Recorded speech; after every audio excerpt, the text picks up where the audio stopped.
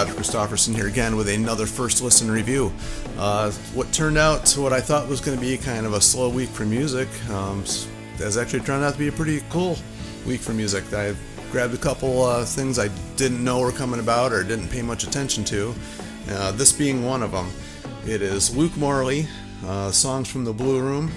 For anybody who doesn't know who Luke Morley is, I probably would not have known just off the top of my head without it being mentioned that he is the lead guitarist and main songwriter from the rock band Thunder. And I've been listening to Thunder since day one. I remember them way back when they first came out, and I've got every album since then, and I really enjoyed this band. So when I heard he was doing a solo album, I was expecting it to be, most solo albums from guitar players are a lot of guitar playing. So I got this expecting it to be, a lot of leads, probably a lot of instrumentals. I went into it probably with a preconceived notion that I should not have had, because it's nothing like that at all. I was actually pleasantly surprised with this album.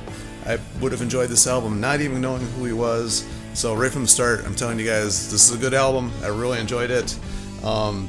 And the more I listen to it, the more I like it. It was actually the more I like it. Anyway, what the style of this is overall, because I can't really pigeonhole it to one thing. It's nothing like Thunder. Maybe every now and then you hear a little bit of it. Obviously, he's the guy that wrote most of the songs. But generally speaking, it's more of a singer-songwriter with some Americana, some experimental 70s sounding stuff thrown in. Not too much modern sounding, but as far as like newer bands, whatever. But it's kind of classic rock sound with modern sounding production, but it also sounds very intimate at the same time. Probably because Luke does almost all of the instrumentation himself, apart from the drums. There's some strings on here done by the Bryden Quartet. Dave McCluskey plays drums on it.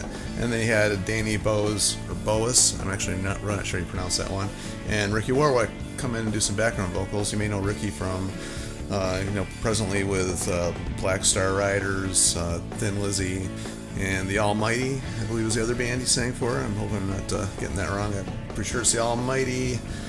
Yeah, it's The Almighty, because I have a bunch of their stuff. I had to think about that for a second there. Sometimes I was winging it, and I have trouble putting it all together. It's getting to that age where stuff is starting to get a little blurry. But anyway, back to this album. It's actually pretty short running, 10 tracks, about just under 40 minutes long.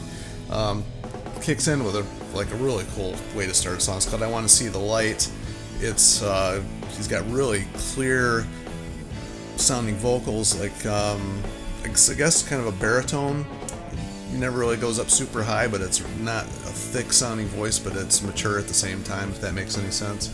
A lot of this, when I was listening to it, reminded me of it's kind of a strange comparison, but just to give you an idea, of Donnie V from Enough's Enough. When he sings his lower register, he's got the little bit of a tony twang to his voice, and I kind of pick that up every now and then in his singing. And just that maybe like the lower register of Robin Zander, that style. It blended really well with the style of music, and I guess his goal in making this was to make it like a good sounding demo, like for people to enjoy listening to, like an intimate demo, I guess is how he described it in one of the interviews I saw.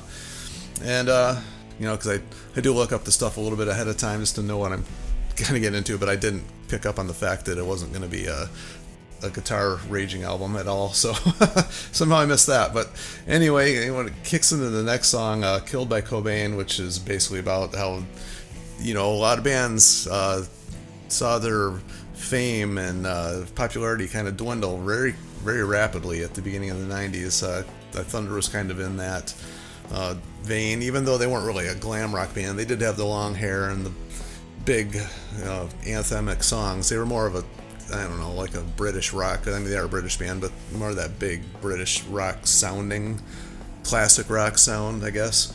Bluesier, I guess is a better way to describe it. So they kind of, lost some of their popularity back then. The song, actually, I noticed when I heard a lot of the Beatlesque harmonies going on as well, and I really enjoyed that.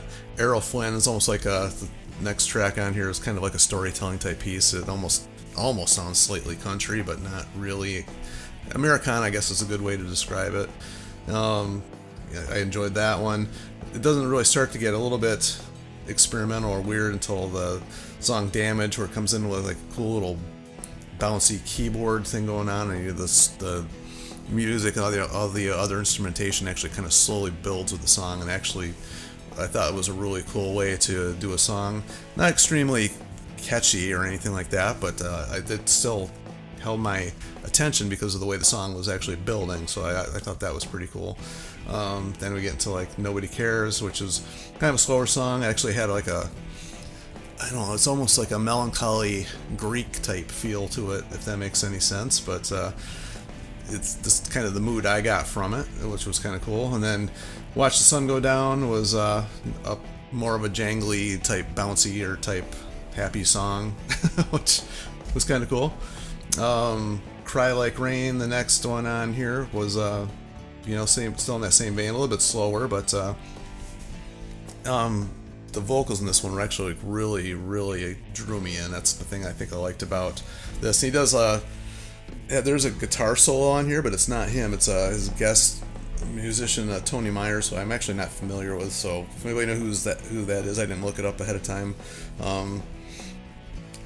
Feel free to let me know who that is, or everybody else here know who that is. And then we get a little bit of more of the Americana sound on Lying to Myself, and a little bit of our harmonica going on in that one. Great harmonies on that one as well. Slightly country sounding.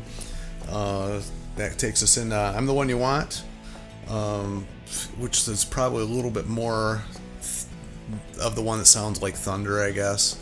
It's got a really funky little guitar line going on that was kind of cool. And then last track, Don't Be Long, which kind of like was actually probably the weakest song on the album as far as I'm concerned. That one didn't do a whole lot for me, but the rest of the album was kind of cool. So I mean, it was short enough that that last one not really reaching out and grabbing me much. It was kind of a weak way at the end of the album, I think, but the rest of it was really good. So that being said, I have to rate it a 9 out of 10 just because I only didn't like the last song. So anyway, I don't know much about this guy and what else he's done. I know he did some stuff with Andy Taylor, like back when Andy went solo from the Duran Duran stuff, and I tell you what, that's an album you guys should get, the first Andy Taylor solo album, and they did a little EP together. Sessions from something, I can't remember the name of it now, Spanish Sessions or something like that. I have it, and I'm not reaching for the title right off the top of my head, but go check out Andy Taylor and you'll hear their collaboration there, I'm sure.